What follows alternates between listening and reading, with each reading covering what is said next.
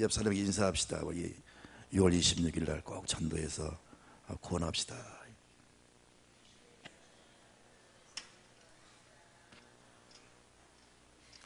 근데 소리가 안 들려요. 6월 26일 우리 모두 전도해서 뭐라고 할까요? 하나님의 기쁨이 됩시다. 한번 더 합시다.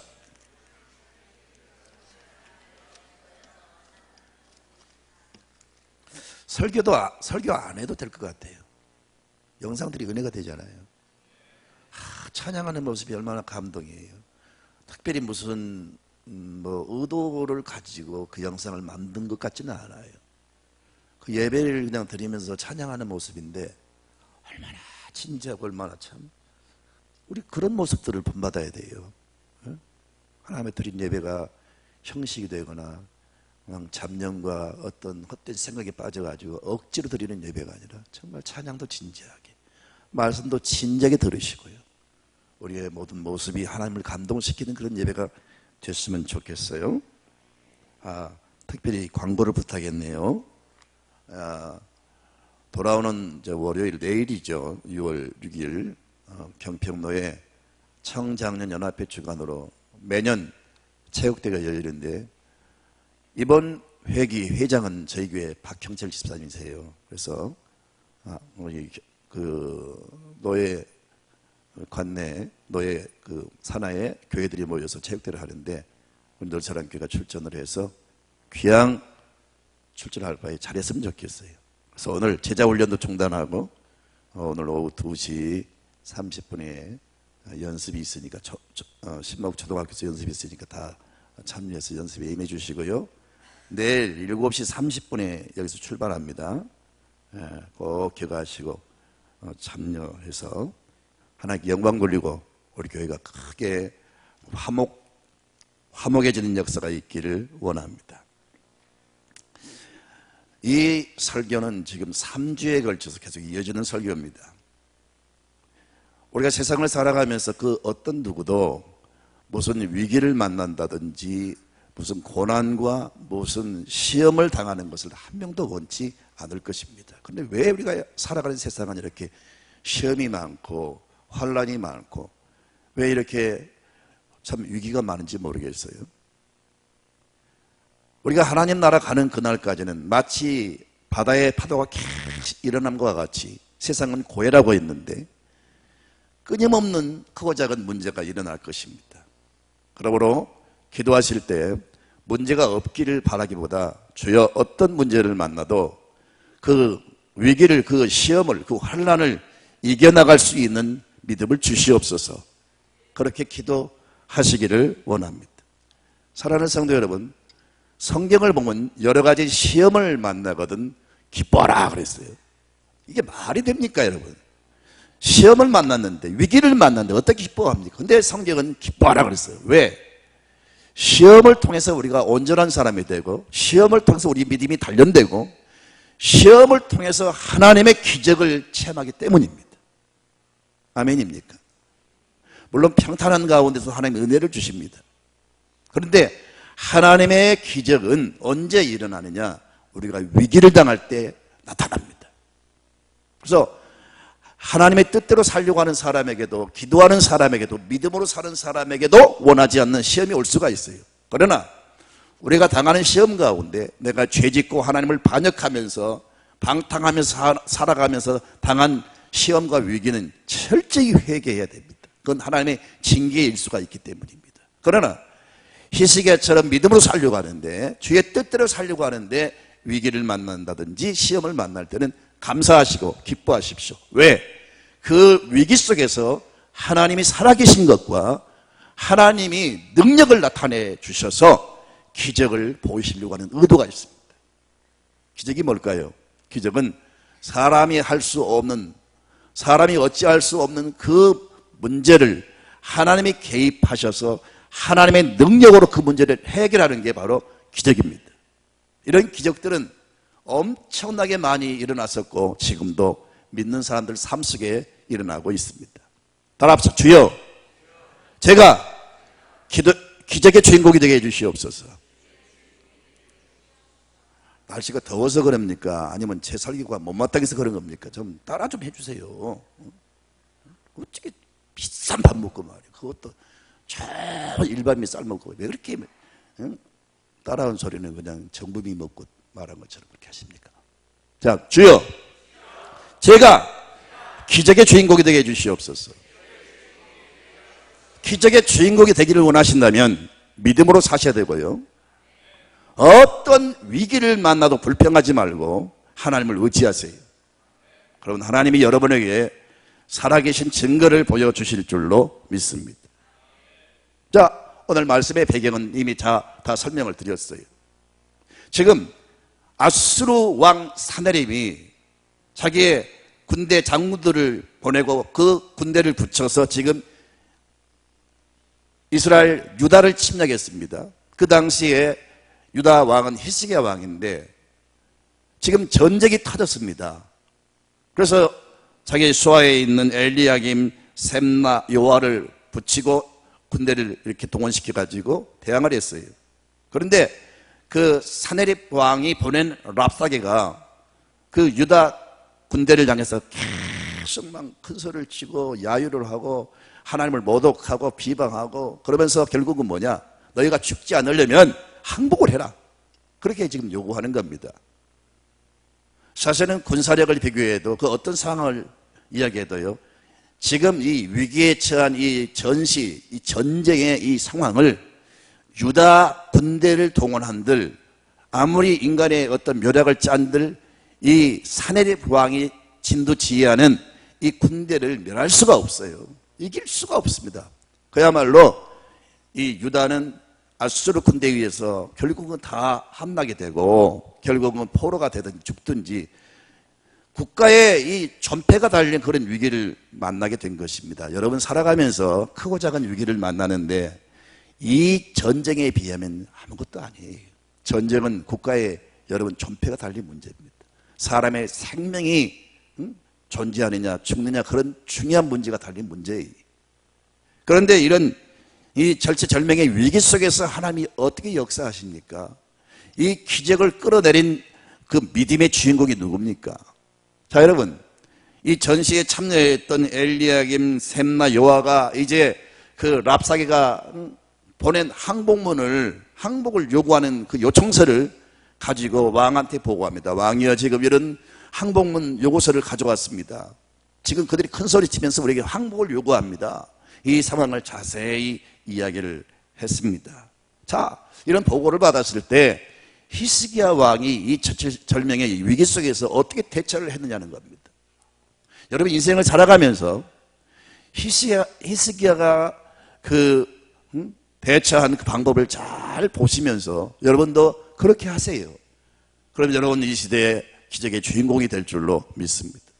자, 이 항복을 요구하는 그 요청서를 지금 들고 히스기야 왕이 어디로 갑니까? 제일 먼저 그가 취한 방법은요, 위기에 대처하는 그 방법은 먼저 하나님을 찾아갔습니다.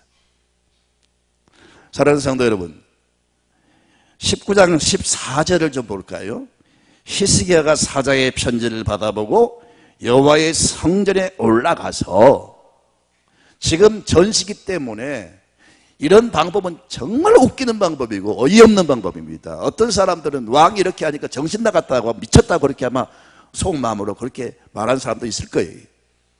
전시면은요, 여러분 비상선포를 하고요, 그리고 외교의 원조를 구하고 또 전략회의를 갖고 가지가지 방법을 도모해 보기 위해서 멋진 예를 써야 되는데 이 왕은 먼저 하나님 앞에 간 겁니다.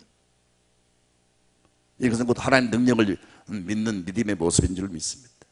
우리는 무슨 문제가 터지면 막 사람 만나서 정신없이 하소연하고 아쉬운 소리하고 도와달라고 요청하고 그럴 터인데, 그리고 인간의 꾀를 동원해서 온갖 방법을 도모할 터인데, 히스기야 왕이 보여준 방법 첫 번째, 하나님 앞에 나아갔다는 겁니다. 성경이 보여준 이 방법을 선택하십시오. 무슨 위기를 만나고 어려운 문제가 터지면 먼저 성전을 찾아오십시오. 하나님께 와서 여러분 기도하십시오. 그럴 때 하나님이 기뻐하시고 역사하실 줄로 믿습니다. 아멘입니까? 두 번째는 히스기야 취한 방법은 하나님의 약속을 믿고 기도했다는 겁니다. 성경을 보면 그 하나님의 약속을 믿었다는 증거는 안 보여요. 그러나 충분히 그의 저항을 볼 때에 히스기야 왕은 하나님의 약속을 믿은 겁니다. 예컨대 신명기 28장 7절을 보면요, 같이 읽습니다. 여호와께서 너를 대적하기 위해 일어난 적군들을 내 앞에서 패하게 하시리라. 그들이 한 길로 너를 치러 들어왔으나 내 앞에서 7길로 도망하리라. 하나님을 경외하고 하나님 말씀 순종하는 사람들에게는 대적이 이렇게 들이닥쳐도 내 앞에서 피하게 할 것이며, 그들이 한 길로 왔지만 7길로 호미백산 도망치는 역사가 있을 것이라는 그런 약속을 딱 믿은 겁니다. 그리고 그 선조 왕인 솔로몬 왕이 성전을 건축하고 봉헌식 한 다음에 혼자 남아서 하나님 앞에 기도했습니다. 하나님, 이 나라 백성들이 이 성전에 와서 하늘을 향하여 기도하면 하나님께서 들어주시기를 원합니다. 나라에 전쟁이 터지고 나라의 기근과 지진과 온갖 전염병이 창궐해지고 연병이 번지고 어떤 재앙이 말 때 이 성전에 와서 기도하면 하나님이 들어주시기를 원합니다. 혹시 멀리서 이 성전을 오지 못하고 성전을 향해 기도해도 하나님이 들어주시기를 원합니다. 그렇게 솔로몬 왕이 성전에서 기도하니까 하나님이 그 기도를 들으신 거예요. 오냐, 알았다. 네가 내게 한 기도를 내가 들었노라. 너의 기도처럼 너의 백성들이 이곳에 와서 기도할 때 내가 다 들어줄 것이다. 항상 이 성전에는 나의 눈과 나의 귀가 이곳에 있을 것이다 그랬어요. 무슨 말입니까? 어려운 일을 당할 때, 위기를 만날 때 성도들이 성전에 와서 하나님 앞에 기도하면 하나님의 눈과 귀가 항상 이곳에 있다는 말은 무슨 말입니까? 기도하는 모습을 하나님이 주목하신다는 겁니다. 아멘입니까? 기도하는 소리를 하나님이 들으신다는 겁니다. 그리고 그 기도를 들으시고 하나님이 응답하신다는 그런 약속을 주셨어요. 히스기야 왕이 성전에 와서 이렇게 기도한 것은 바로 그런 약속을 믿었기 때문인 줄로 믿습니다. 아멘입니까? 그리고 그가 전쟁이 일어났을 때 그 유다 백성들에게 외친 그 말을 들어보면 얼마나 믿음이 좋은지를 알 수가 있어요. 역대하 32장 7절부터 8절을 볼까요? 지금 뭡니까? 지금 전시에 지금 이 아수르 군대 침략을 받아가지고 지금 전시인데 그 유다 백성들에게 지금 외친 말입니다. 같이 읽습니다. 너희는 마음을 강하게 하며 담대히 하고 아수르 왕과 그를 따르는 온 무리로 말미암아 두려워하지 말며 놀라지 말라.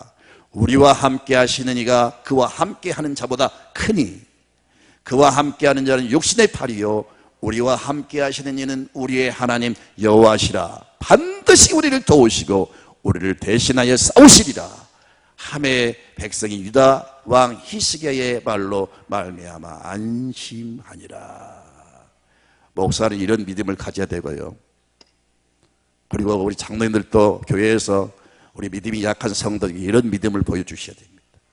가정을 이끌어가는 가장들은 자녀들을 위해서, 가족들을 위해서 이런 믿음을 보여줘야 됩니다. 목장장들은 목장원들을 위해서, 가르치는 선생님들은 아이들을 위해서 이런 믿음을 보여줘야 됩니다. 8절을 다 같이 읽습니다. 그와 함께한 자 육신의 발이요 우리와 함께 하시는 우리의 하나님 여호와시라. 반드시 우리를 도우시고 우리를 대신하여 싸우시리라. 아멘. 이런 믿음이 있었어요. 이런 믿음을 가지고 기도한 겁니다. 사랑하는 성도 여러분, 기도하는 거 좋습니다. 그러나 의심하지 말고 믿음으로 기도하십시오. 들어주실 줄로 믿습니다. 세 번째는 어떤 경우에도 원망 불평하지 마십시오. 지금 히스기야는 얼마든지 원망할 수가 있습니다. 이런 전쟁이 터진 이유가 자기가 잘못해서 방탕하고 죄를 짓고 하나님을 대적함으로 인해서 왔다면 마땅히 불평할 말이 없죠. 근데 지금 히스기야가 어떠했습니까? 아버지 아하스 왕이 쌓은 모든 우상과 신상들 다 부셔버리고 닫힌 성전의 문을 다시 열고 제사를 다시 회복하고 유월절 행사를 다시 회복시키고 모든 백성들로 하여금 하나님을 믿고 하나님께 돌아오도록 그렇게 영적 대각성을 일으켰던 그런 일이 있은 다음에 그 엄청난 종교개혁을 일으킨 다음에 바로 이 전쟁이 터진 거예요.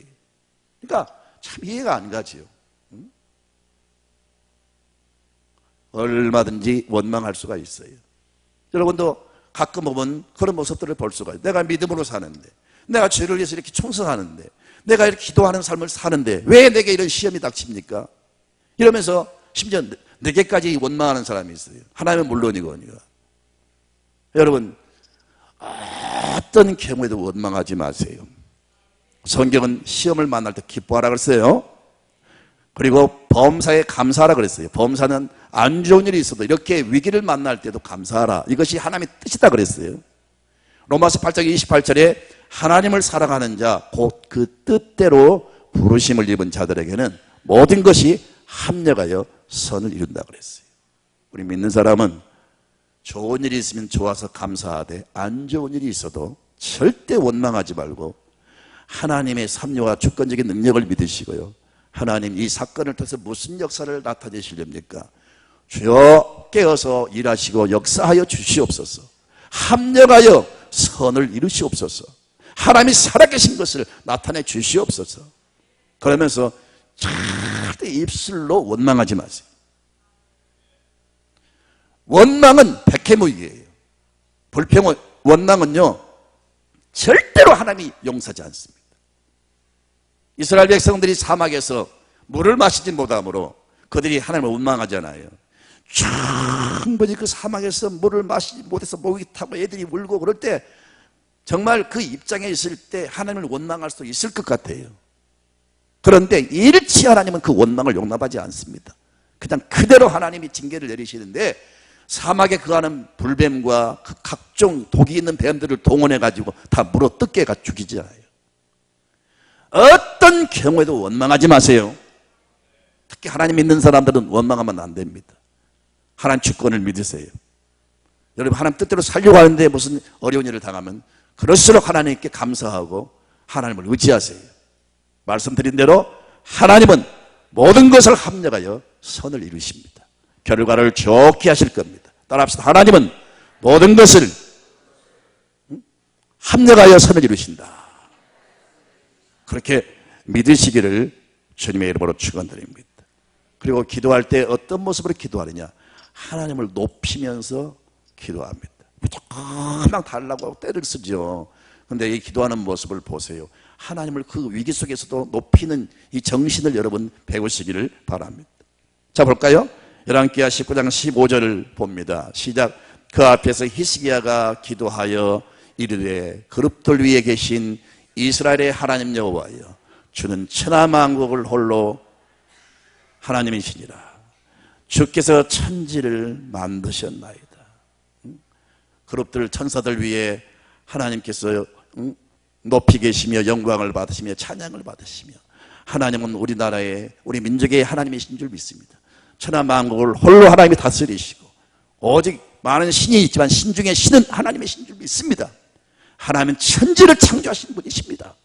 이렇게 하나님을 높이면서 기도하는 거예요. 여러분 기도할 때 많은 부분들을 하나님을 높이십시오. 아멘입니까? 사람과 사람끼리 대화해야 돼요. 그 사람을 칭찬하면요 기분 좋아가지고요 내가 요구하는 것보다 더 좋은 걸 줄 수가 있어요. 사람과의 이 관계 속에서 가장 좋은 것은 훈계하려고 하지 마세요. 꼬집고 비판하지 마시고요 칭찬하십시오. 칭찬하면 고래도 춥진다고 하잖아요. 그래서 우리가 하나님을 높여드리면요 하나님을 기분 좋게 하는 거예요. 하나님이 역사하신단 말이에요. 하나님을 이렇게 구체적으로 높이지 못하면 찬양하세요. 하나님을 높이는 찬양이 많습니다.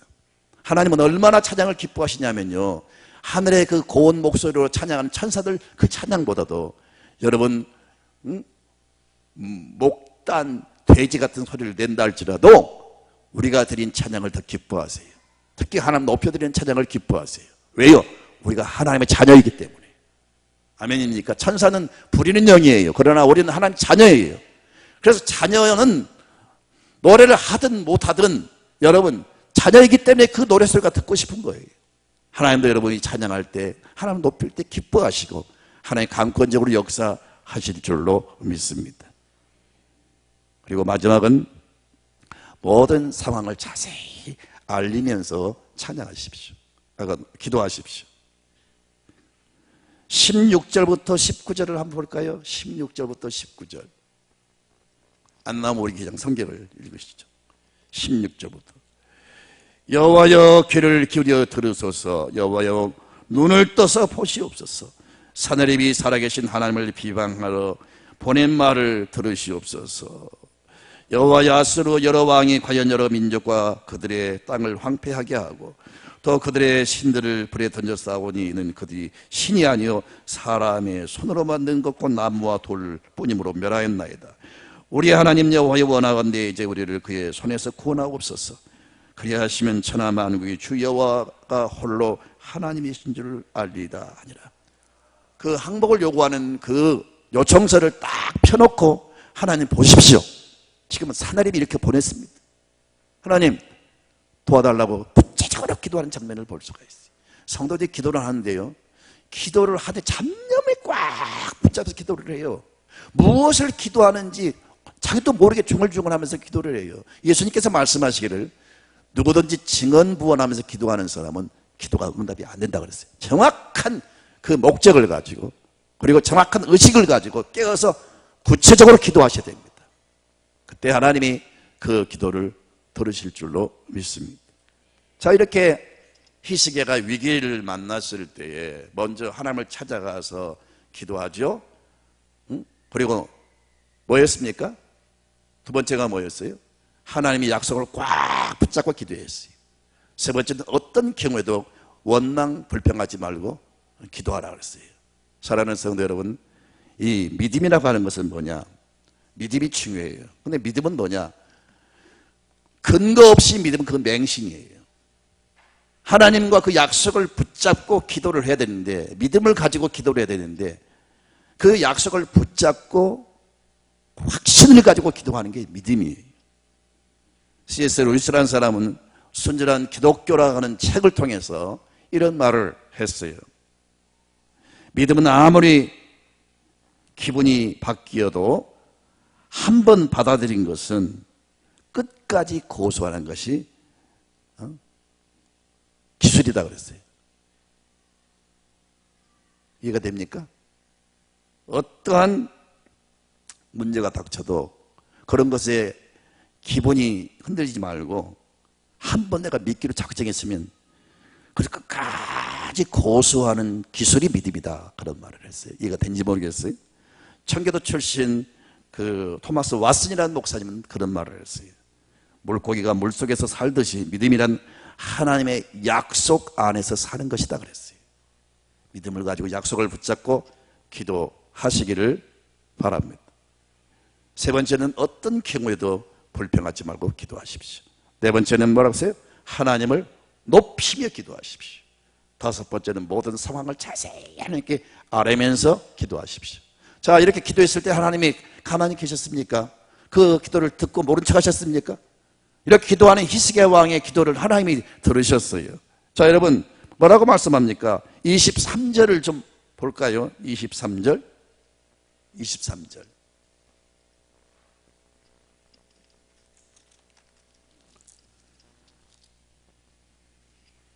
20절을 좀 봅시다. 20절 시작.